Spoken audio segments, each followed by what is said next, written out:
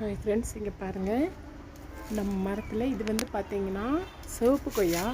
சரியாக கொஞ்சம் தண்ணி விடாமல் போட்டோம். இப்போ பாருங்கள், இதில் வந்து அழகாக ஒரு பழம் வந்து பழுத்திருக்குது. இப்போ பிடுங்கிடலாம். நம்ம தெரியுதா அவங்களுக்கு? அழகாக பாருங்கள், சிவப்பு கொய்யா உங்களுக்கு தெரியுதா? அதில் கூட பாருங்கள், கொஞ்சம் லேசாக அணிலோ எதோ கடிச்சிருக்குன்னு நினைக்கிறேன். இப்போ இதை நம்ம பிடுங்கிடலாம். வர மாட்டேங்குது.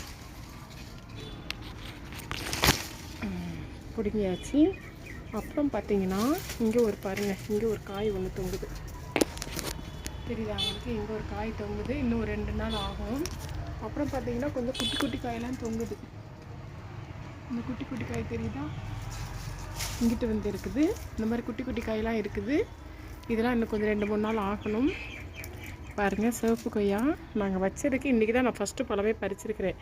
ஏன்னா இது இந்த சைடு இருக்கிறதுனால இந்த காம்பவுண்டு வழியாக பசங்க அங்கிட்டு பின்னாடி ஸ்கூலு ஏறி வந்து பூரா பறிச்சுட்டு போயிடுவாங்க. நாங்கள் இன்னும் சரியாக தண்ணி விடலை. மேலெலாம் பார்த்திங்கன்னா நிறைய காய் கிடக்குது. சரியாக இந்த சைடு வீட்டுக்கு பின்னாடி இருக்கிறதுனால இந்த சைடு சரியாக தண்ணி விட முடியலை.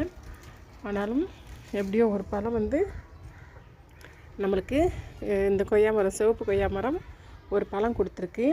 அப்புறம் பார்த்திங்கன்னா நிறைய நான் வீடியோவில் போட்டிருப்பேன். மணத்தக்காளியோட பழம், அந்த கருப்பு பழம் இருக்குது பார்த்திங்களா? இது வந்து அல்சர், அதாவது வயிற்று புண்ணுக்கு அவ்வளோ ஒரு நல்லதுங்க. நீங்கள் எங்கே கிடைச்சாலும் இதை விட்டுறாதீங்க. இதை நம்ம பிடுங்கி லேசாக வாஷ் பண்ணி பாருங்கள், எவ்வளோ பழம் கீழே விழுந்து கிடக்குன்னு பாருங்கள். இது வந்து அல்சரு, வயிற்றில் புண்ணு இருந்தால் அதுகளுக்கெல்லாம் வந்து ரொம்ப நல்லது. பழமும் சாப்பிட டேஸ்ட்டாக இருக்கும்.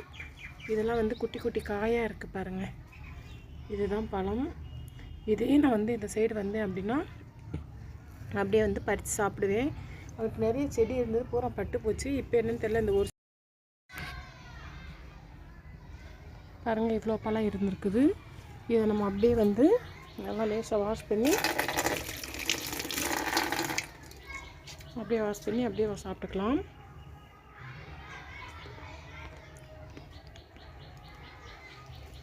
நல்லா டேஸ்ட்டாக தாங்க இருக்குது. அப்படியே கொய்யாப்பழத்தையும் லேசாக வாஷ் பண்ணிடலாம்.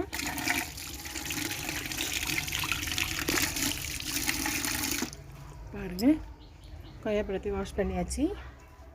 சூப்பரான சிவப்பு கொய்யா. எனக்கு வந்து சிவப்பு கொய்யா ரொம்ப பிடிக்குங்க. உங்களை எத்தனை பேருக்கு பிடிக்கும் அப்படிங்கிறத சொல்லுங்கள். நம்ம மரத்துலேருந்து பறித்து நம்ம சாப்பிட்றோம். நம்மளுக்கு சாப்பிட்றது வந்து ஒரு தனி இன்ட்ரெஸ்ட் இருக்கும்.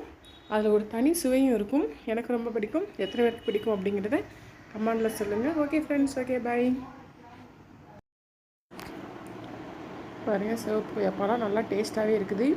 என்னென்னு பார்த்தீங்கன்னா லேசாக வந்து இந்த இடத்துல வந்து அழுகுன மாதிரி இருக்குது, அவ்வளோதான். ஆனால் நல்லா ஸ்வீட்டாக சூப்பராக இருக்குது.